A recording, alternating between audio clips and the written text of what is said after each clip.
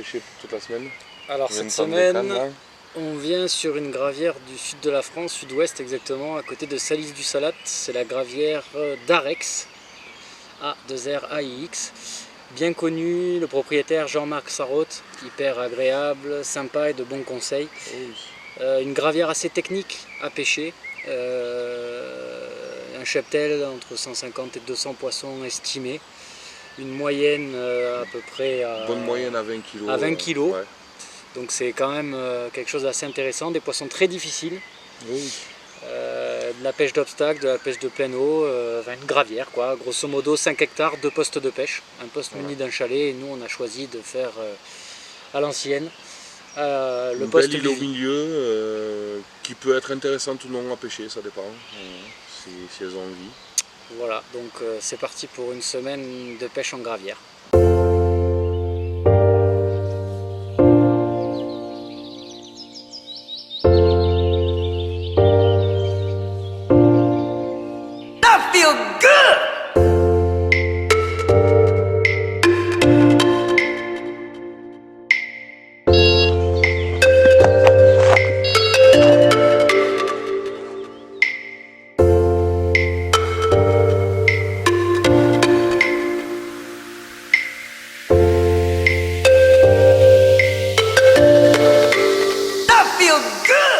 Je voulais vous présenter un peu le montage de base qu'on va utiliser pour cette session. Alors c'est tout simple, hein, on va vraiment pas se prendre la tête. C'est de la camo de chez Corda, voilà, en 30 livres, 13 gainés, basique, légèrement dénudé sur quelques centimètres au niveau de l'hameçon. Des crank X de chez Corda, parce qu'ici les carpes elles ont la bouche bien dure à cause du fait qu'elles bouffent les écrevisses en permanence. Et voilà, puis ça reste une gravière, donc il y a de quoi, il y a pas mal d'obstacles à pêcher et tout, donc on a besoin quand même assez de résistance. Et puis voilà, et bien après c'est montage classique. Le petit cheveu, le crank, dénudé sur 3 cm, voilà, histoire d'avoir une petite mobilité de lèche sympa, voilà. Et puis après le classique avec alors soit on va utiliser de l'inline, soit je les ai pas là, des plombs grippa, voilà, classique.